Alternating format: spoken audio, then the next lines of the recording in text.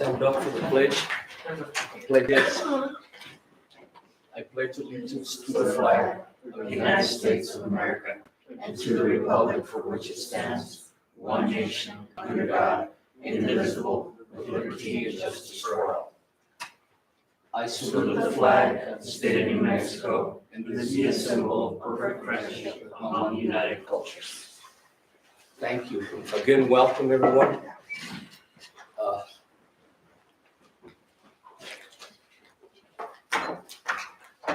We'll make some amendments here real quick so we can get started. I want to move. Well, they're here, so. Yeah. So just keep on going. Yeah, just go as is, yeah. I'll entertain a motion to approve the agenda as written. And just a reminder, one of the items on this agenda will be discussed tonight, okay? Is there a motion? I'll make that motion. Motion by Mrs. Esquivel I'll second. and second by Ms. Samuels. Thank you. All in favor? Aye. Aye. Approval of minutes for the regular meeting of January 16, 2023. Any questions, any discussion on them? No, second. Aye. He's late again. Turn around the street. Smoke all over this town. What's going on? So, if there's no questions or anything, statements to be made, I'll entertain a motion to approve the minutes of regular meeting of January 16th that's written. I'll make that motion. Motion by Ms. Esquivel, And I'll second. second by Ms. Samuels. All in favor? Aye. Aye. Number 4, discussion items. Go ahead, Dr. Lucas. Okay, so we have two discussion items today. One's with RBC Capital Markets, one over the finance plan and bond sale update, and then we'll have for a presentation on school resource officer. Okay. So RBC.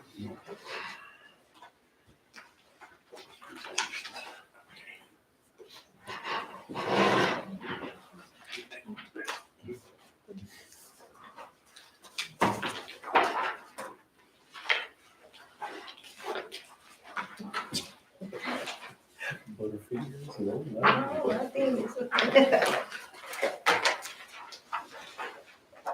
Well, good evening. Sorry. My name is Eric Harrigan with RBC Capital Markets. There's a presentation, and I like to say that as long as I've been doing this, there's always something new or different every year that I do this.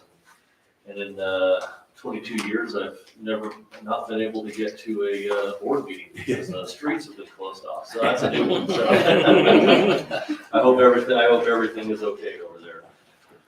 So the presentation that is before you today is to talk about the upcoming sale. Later on in your agenda, you're authorizing the issuance of 500,000 of voter authorized bonds that were authorized by voters in 2021. And so we'll go through the information. If you have any questions, feel free to ask me. But on the first page of the presentation, we have your history of assessed valuation. We track this very closely because not only does this determine what your capacity is for future elections, it determines how much debt you continue to maintain your same tax rate. The faster your tax base grows, the faster you're able to retire debt and create future capacity. And conversely, the slower your tax base grows. Your tax base, had decent growth for the last few years, with the exception of this current tax year. There was about a 2.5% decline, and this was mostly from non-residential values.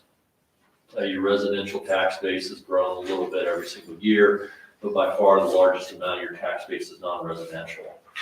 So we did poll the top 5 taxpayers,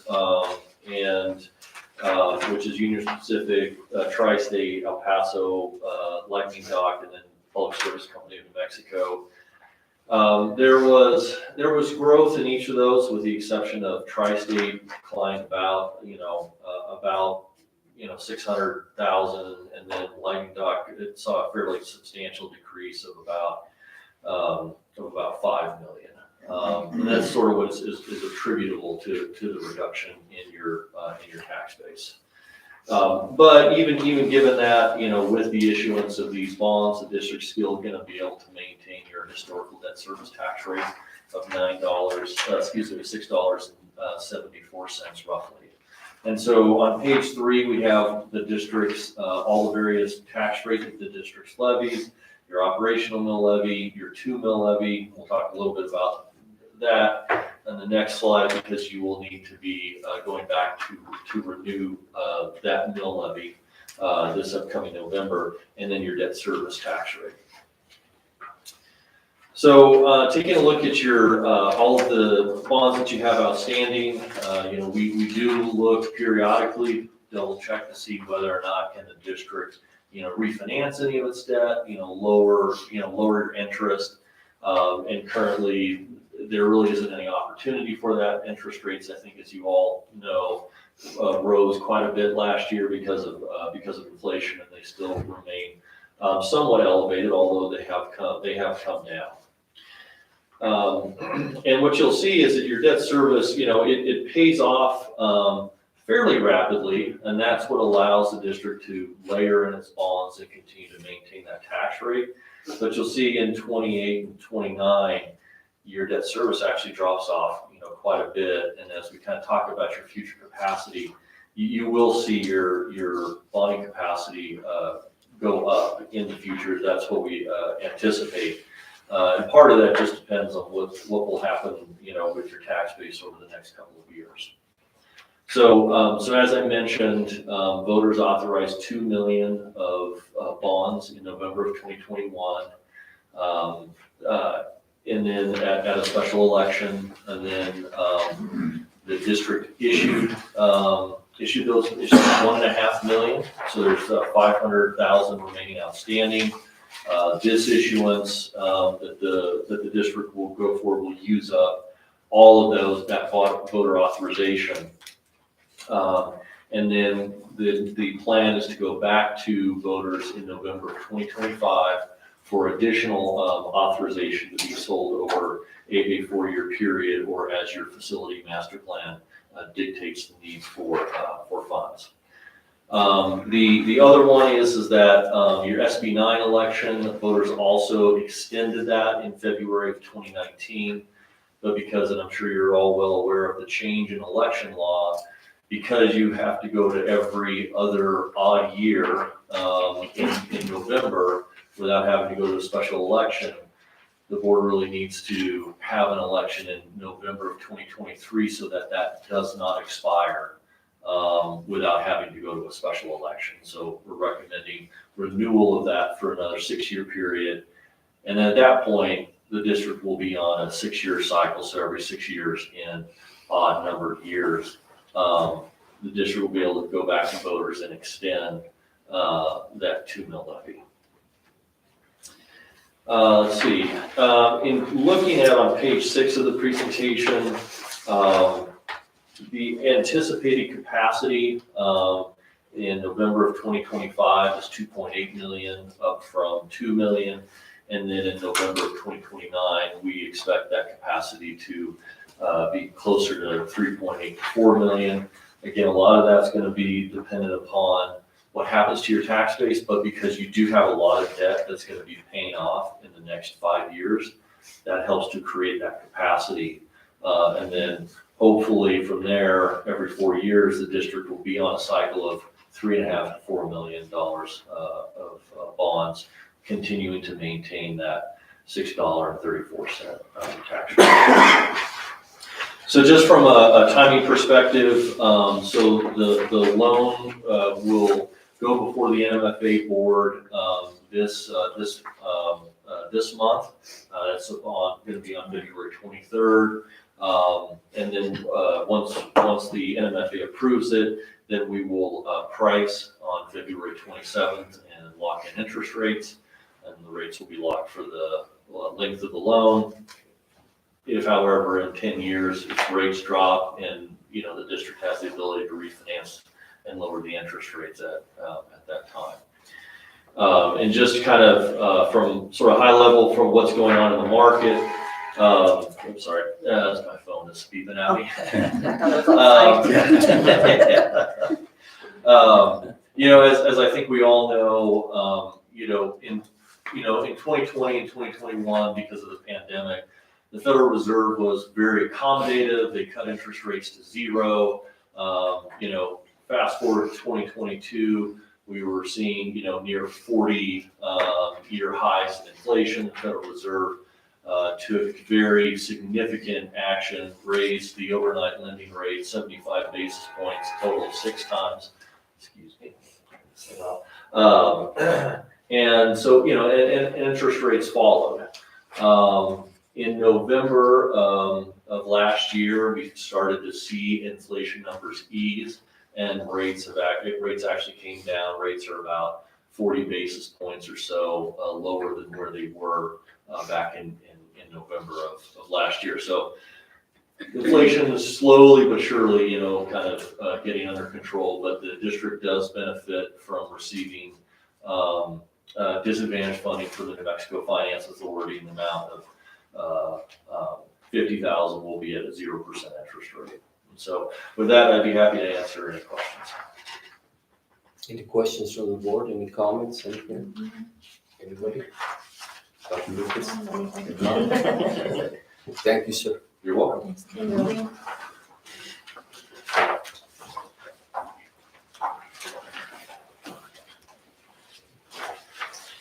School Resource Officer, Dr. Lucas.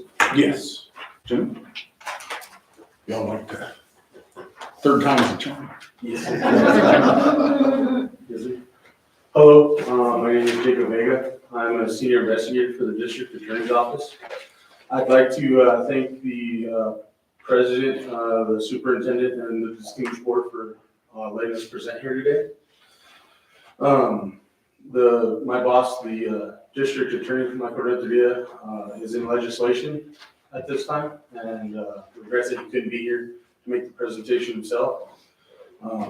But we're here to talk about school resource officers. There's a few things that I'd like to talk about. And forgive me for reading off my phone, but it's statistical stuff. So. There's been a school shooting that has occurred in this country every year since 1966. They're happening more frequently. In 2018 and 2019, there were 119 school shootings. In 2020, there were 114 school shootings. And in 2021, there were 250 school shootings. And as of October of 2022, there have been 257. So it's exponentially growing every year. We can attribute it to different things like COVID and stuff like that. But it's a serious problem that we want to take a proactive, aggressive stance to combat instead of, when it does happen, we take a reactive stance to it. And, at that point, we're mourning the loss of valuable life and our most cherished citizens, which is our youth. We don't want to be having that conversation. So we'd like to get in front of that if we possibly can. What the district attorney's office is trying to do is procure federal funding to offer to each district. Mr. Renteria has addressed this situation with all the law enforcement heads in our district, which is Grant County, Hidalgo County, and Luna County. And everybody has been very positive and receptive to this.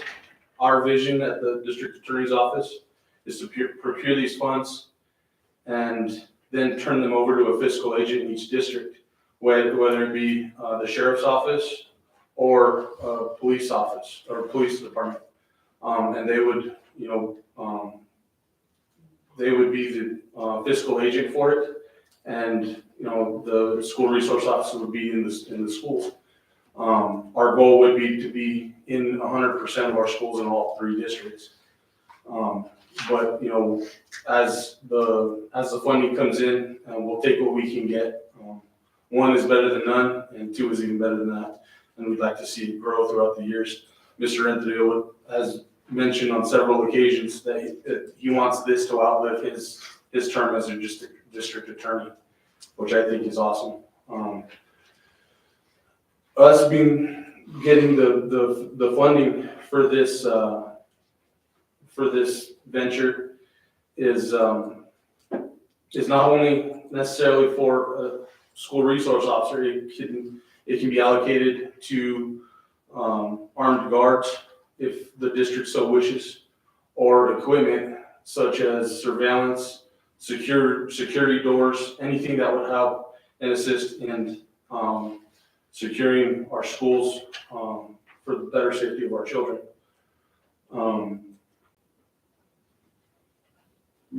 Our view is school resource officers would be a better option in that, you know, they are law enforcement. They have law enforcement training, which in my nearly decade of service, you know, every year we are held to a standard of doing biennium trainings in use of force and de-escalation. I do know that there are several agencies within the 3 counties that are heading toward CIT training, critical incident training, to de-escalate situations that arise in less, less than a physical altercation. They want to avoid that as much as they can. Not every situation that arises in a school that would require law enforcement action needs to be a deadly threat or a deadly course of action. It could be a show of force or, hand-to-hand techniques that would subdue and take into custody, not necessarily children, but anybody who presents a threat at that time in the school. So we feel like a certified law enforcement officer that's trained in those aspects would be the better choice. But like we said, we want to procure the monies and hand it over to the law enforcement agency that would be the fiscal agent for that.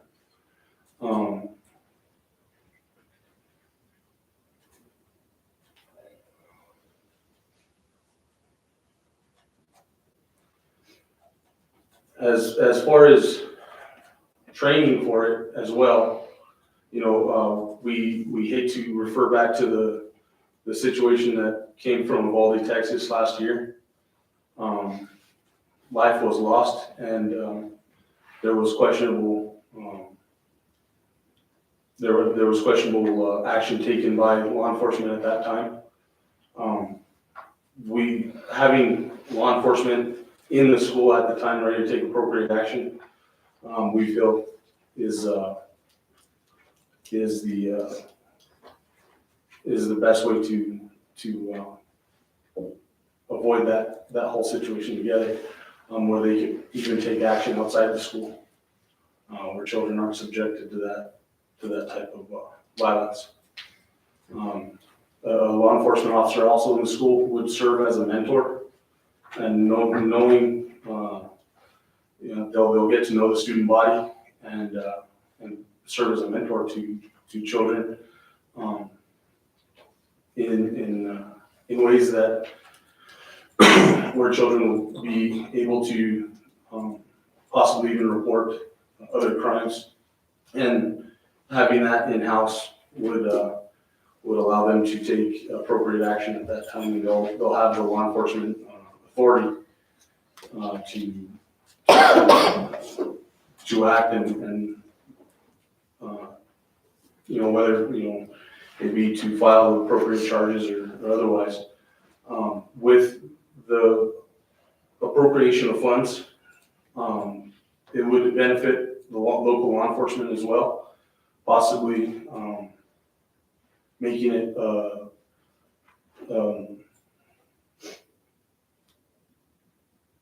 a contract type of position to where it will entice a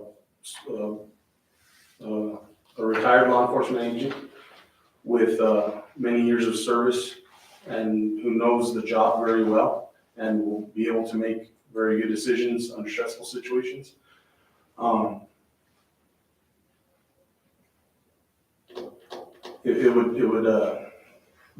It would make it possible for them to remain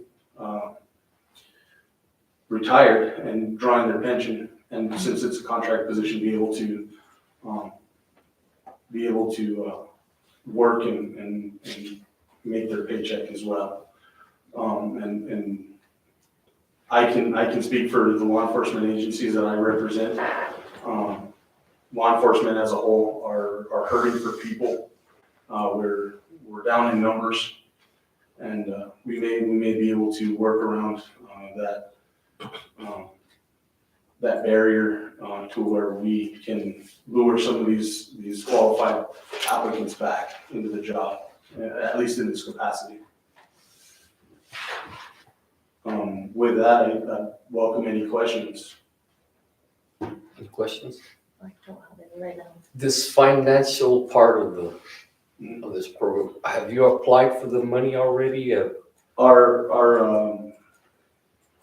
financial lady is actually right here. Her name is Jenny Becerris, and she'd be happy to answer those type of questions. Members of the board. I have not applied for any of the funding yet. The new solicitations have not been announced just yet. I check it daily. I'm on the listserv, so when anything that comes out about school safety, I look at it right away. There's 5 or 6 different grants that each can be applied for separately or collectively as an entire district. Some of those, like he said, are for equipment and things to secure the facilities, and others are for the SROs themselves. What we need from each of the school boards is letters and buy-in and the signing of whatever documents go along with the attachments, so that we can show that we're doing this as a group and not just one entity. What I've learned from writing grants is that the more people you have in that cohort, the better your odds are of getting the funding. And of course, this is an expensive task to take on, but the money's out there. And with all of the attention in the media, with the school shootings that have happened over the past few years, and with mental health the way it is, they've added more funds to it. So we're looking at a few $100,000 that could be recurring if we meet the objectives and whatever those data sets are that they put out for us. But as soon as they're announced, I will start working on that. Thank you. Anything else? No. As soon as you get, like I said, the information to us, we'll Yeah. participate to the best of our ability. Forward everything to Dr. Lucas so that he can disseminate it. Okay, thank you so much. Thank you. Any other questions, statements? No, thank you. Thank you so much, appreciate it. Thank you.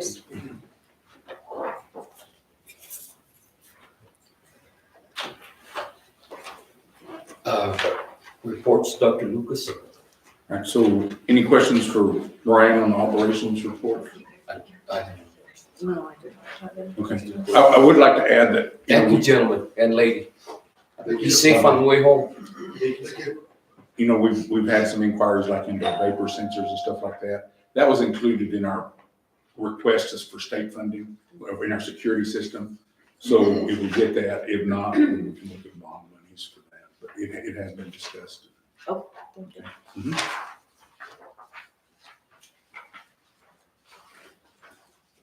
And Building next building reports. reports. We'll start with Scott. Good evening, Dr. Lucas and President Morales and members of the board. Not a whole lot has changed from last month. We canceled our Winterfest dance just to kind of work around schedules with, cheer kind of got involved with basketball and everything. So we're either gonna have it at a later date or just maybe not have it now. And then if you did see that we did schedule our prom for late in May, simply because, again, just trying to schedules and having Coach Hooper try to talk to other schools about changing games and changing days, and it's just becomes a nightmare kind of thing. So we just kind of thought maybe we'll see how this works.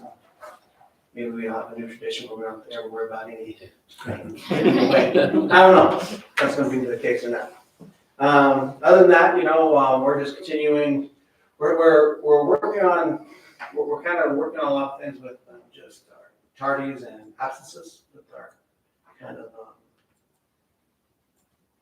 students that have a lot, we're trying to just really communicate with parents and try to have meetings with them to try to understand the importance of why you get to school and be in school and this and that. So we're working on that. Teachers continue to work after school tutoring. And once we can get a buy-in, more of a buy-in every time that we try to do this work, it's real helpful for students. Students that stay, they have success in the classroom, they have success just retaking tests and understanding homework a little bit better. We did have our parent-teacher conference last week. We did ours, we've done it differently than everyone. We're looking different ways. So we did the Thursday 4 to 8. It kind of interfered with the game, but we thought maybe that might be people that stopped by before the game. It went okay, 4 to 8, and then we had it 4 hours the next day on Friday. And again, it went okay. We don't get the numbers as we want, but we still had some participation. So we'll look at coming into next year, maybe doing something even different. Just kind of what everybody else kind of is doing with setting up meetings, and we'll go from there. Other than that, do you have any questions? Any questions from the board? No? Thank you, Mr. Rhodes. Just one again.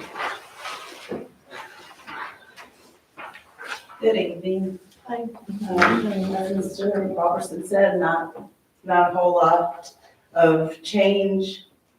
We're just continuing to go through the year and trying to get things done. The first PLC release though was on that Wednesday. It was really, in my opinion, successful because we were able to meet with the staff and go over some of the data stuff, go over some of the MLSS where I think with us being in remote when it was required to start implementing, we're just behind in that. And so trying to look at the different parts of the MLSS so that we can start doing what is required of us and, knowing if we don't know, well, we can't do it. So our first step is just learning what we need to do. And so that first PLC was really, really, really helpful in that. We also started reading as a staff a book by Ruben Payne called Understanding Poverty. And just doing it as a book study in our individual weekly PLC meetings. And I look back on my beginning years of being a teacher. And then I just think of like all the book studies that at the time I hated, and I hated the principals for making us have book studies. But then, looking back at it, in my head, there's all these tools and all these resources that I can go back to and look at and pull information from to help our students. And so because we have such a mixture of new teachers and older teachers, I just thought that this book would be a good starting place for us just to help our kids understand or help us understand our kids more. And, typically when we think of poverty, we think financial, but this book goes into different types of poverty that we don't ever think about, such as emotional and spiritual, and just like about 8 or 9 different types of categories that our students may be lacking. And so it just helps us to understand the lives the homes that they may come from and the situations that they are in to help us better meet their needs at school. And so far it's going really well. And And then, you know, just overall, we're still trying to improve just that reading, writing, math, learning, because it doesn't do, we can teach everything, but if the kids aren't getting it, it doesn't matter. And so just looking and being reflective on what we're doing in that. We still have on, next Tuesday, the National Guard will come in, and I only was able to speak to the person that's coming in. And it is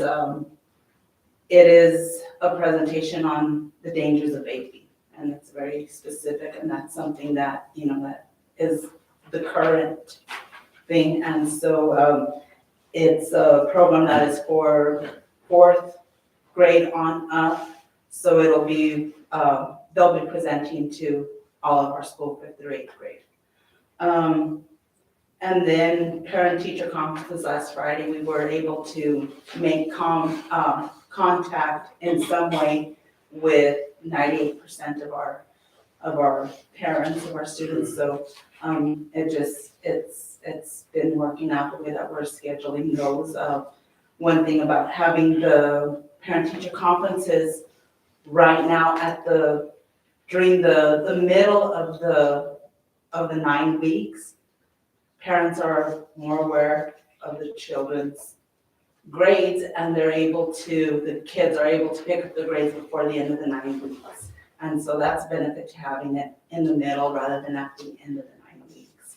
So, and then just the bully prevention, our kids are getting it in all different kinds of ways. They're getting it through the PE classes that have the DWI coming in, and getting it now through the girls circle and boys council will be touching on it. We also have our student support advisor going into the classroom and doing different bullying type of activities and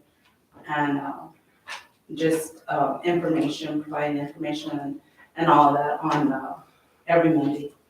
So, any questions? Any questions from the board? Thank you. Thank you. Thank you. Sulema? Hi, everyone. I brought a paper, so I'm going to put my glasses on.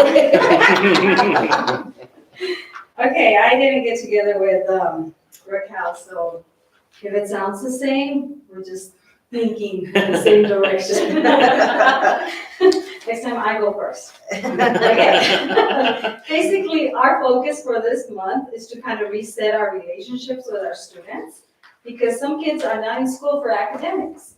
They're there to be loved, and once they get loved and feel safe, then they can learn. And that's the bottom line. It's like Maslow's hierarchy of needs. If we don't meet the simple needs of survival, they're not gonna learn. So with that, for the students, we're planning and organizing a school-wide PBIS bullying program. And like I said, we're planning and organizing, but we plan to learn it as teachers and then implement it with all the students. And then as far as our conferences, they went very well, which they usually do at the elementary. For our family and community engagement, we had a casino night that went very well. It was a different crowd than we're used to, which we were glad that we can reach other parents and other families besides just, you know, the regular people, always the same. So we want to be able to reach all families. And what we're starting is we want equity for all students. Not when you have your evening open school nights, who gets to come? Only the children that their parents bring them, because I mean, they don't drive. So what we want to do to bring equity is have like an evening activity 1 month and 1 month, the next month in school activity, so that all children are able to participate. So that's one thing that we're trying to implement. And with that said, we are going to be having a RBT Rocks talent show. Ryan's gonna be in there as Michael Jackson. He doesn't know. And warned. Twice already. This is the second time I come to him. So we're hoping to do it. We're hoping to go to Central because, you know, at our school, well, you can't see the kids can't see, so we're hoping to go to Central and get that taken care of over there. So everybody's welcome, February 22nd, not 22nd, but the 28th at 1 o'clock at Central. Our early release this month is going to be trauma-informed teaching, and that again is based on making those relationships with those students, noticing what's wrong before they can move on. So we've been working on that. We had to postpone, we were gonna be doing grade level standards, dig into them, make a roadmap. What skills does each child need to know by each quarter? So we can kind of be ready for next year, but we're going to turn around and we're working on SAP, which is the Student Assistance Team. Because a lot of children that are in either low academics or going to be retained or possible retained or been retained or have some kind of disability need to be on those student assistant teams, and the teachers need to be doing interventions. And so when they came from the REC on January 24th to work on PDSAs, which is interventions and how to apply them and how to meet the needs of the kids on the layers of analysis. So we're really working hard on organizing all that and try to stop getting the kids to fall in those cracks where they're in SAT for year after year after year after year. So we want to try to work on that really hard. But otherwise, we're just moving along. Any questions? Any questions from the board? No? Thank you. Thank you. Hello, everybody. Big game tomorrow, totally big game.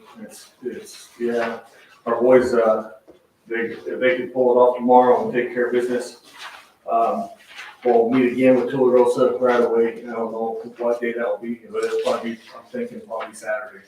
We'll meet if we beat them, we'll have to play for #1 seed for our district tournament. District tournament starts on Monday for the last 6 teams. And, yeah, we have meetings on Monday, all our coaches, and I know it's the holiday, but we're meeting for our district basketball meeting. So that's Monday, and tournaments, that will be next week. Our boys are sitting pretty good right now. Our girls, they definitely got themselves back in the corner right now. They gotta play, which they can. I mean, every game's been pretty good. Tomorrow will be a big game for them, and then also we have Thursday, we have Capitan. And, Friday, thank you. It's Friday. That's why he corrected me earlier. He said Thursday earlier, and I was like, oh, it lost, it's Friday. But we do take Friday this week. And, it's still a pain in the butt. I don't know, getting rest, we have no rest. We don't have them. It's sad. So we have volunteers, we've had volunteers. Johnny's been volunteering for reffing. Aaron, our chief of police, he's been volunteering. Bob Hill. We just get a lot of these people and to help fill the JVs, because our JVs want to play. They need to play. And we just have a tough time. For instance, tomorrow at Tularosa, they have coaches reffing there too, because they don't have the quick rest there either. So it's not just us, it's everywhere. And the same thing, no rest. Softball. If you notice, I pulled the softball schedule out of your packet. I don't know if you guys got it. I did, because it kind of all changed again. There were some conflicts with the schedule of softball, but I did finish it today. There was conflicts with Capitan, and because of prom. Anyway, we got it all fixed out. We got worked out this afternoon, and I got it finalized today. So I'll put that on an email. And then the district tournament is be looking on our athletic page. And then also I'll share it with Ryan, he'll put it on our other page too, for the district tournament bracket. We'll know that, we'll know Thursday. So, okay, any questions? Any questions from the board? No, sir. Thank you, Coach. Yeah, guys, thank you all.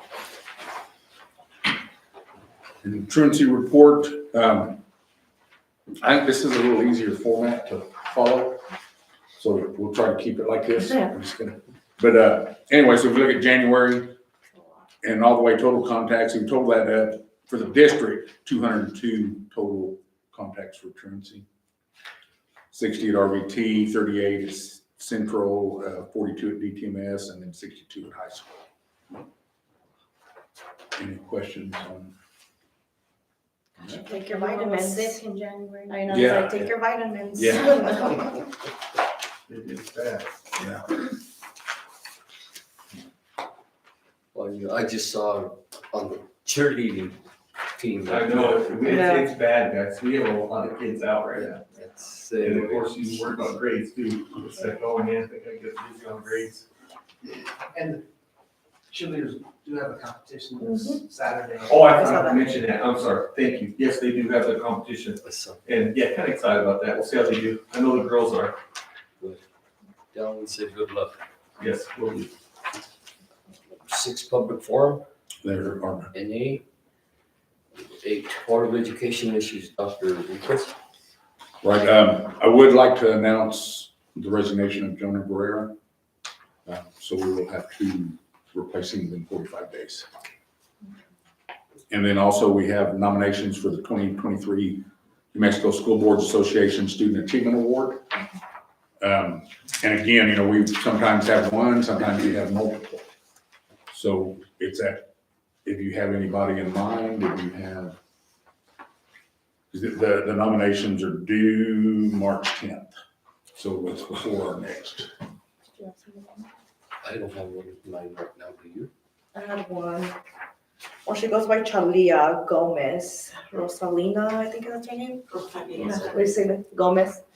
She's been helping out at the RVT a lot Mhm. with sales over there. She's like the operation over there. I call her my supervisor when I help out, but yeah, she's been a really big help at the RVT with all their candy sale, popcorn sales, pickles, whatever.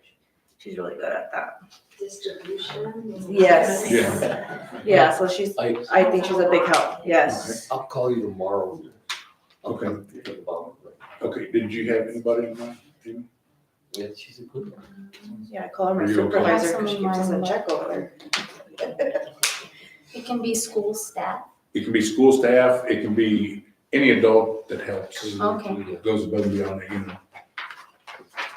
I'll get with you too. Okay, Yeah, me too.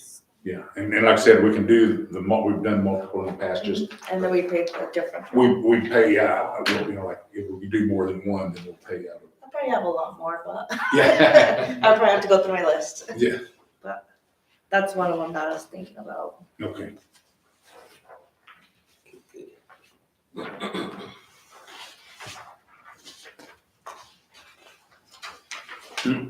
Number 8, consent agenda, approval of accounts payable and payroll liability transactions for December 2022 and January 2023. right, so in the packet that was emailed to you, it was correct, but what actually got in the board packet, it was, the checks were not, so we just want to reapprove the December ones, even though they were approved, we just want to do it in public, just so there's. Okay.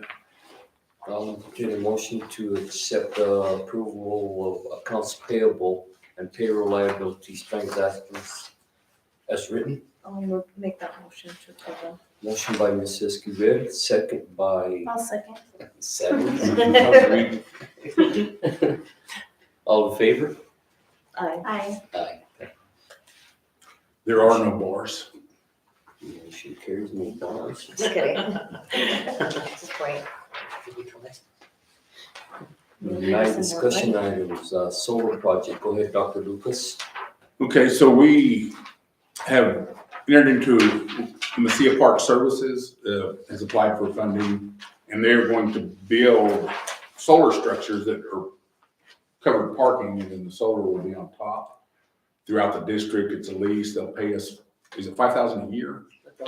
A year for the structures plus the reduction in energy bills.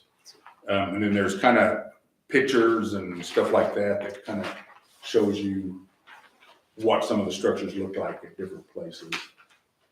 Are they doing this at all the schools? Yes, or- I think each parking lot will be utilized. You know, maybe not, it's not gonna cover the whole parking lot, but. Yeah. the parking lot will be. That's good. It's a good. Yeah, and it should save us, they save what, 20 to 40% on electric bills, or 10 to 100%, yeah, it depends. That's nice. Any questions on Any that? questions, comments from the board? I don't know, I think it's a good idea. B, Okay, We're also in need of roof repair at the high school gym and here at the admin building. They're very old, and so we're gonna go out for RFP. We'll probably use bond monies for that. Maybe SB9, but probably, well, it just depends. Any But comments, we do questions? need to go out for RFP for them, and then when we get the bids, then we'll come back Right. for approval on that. Sounds good to me, Dr. Lucas. We've got to do what we got to do. Yeah. C, superintendent evaluation. Right, so it'll be on the March 20th agenda, Right, and Ryan had, I think, sent y'all a link, yes, he did. and he created, so he went with the form he picked, and then created like a little, so you just have to go in and click a dot, and then there's a place for comments for each section. And if you could have it in by, say, noon on March 20th, we can compile that into one, and then so you can have it when you go into closed session.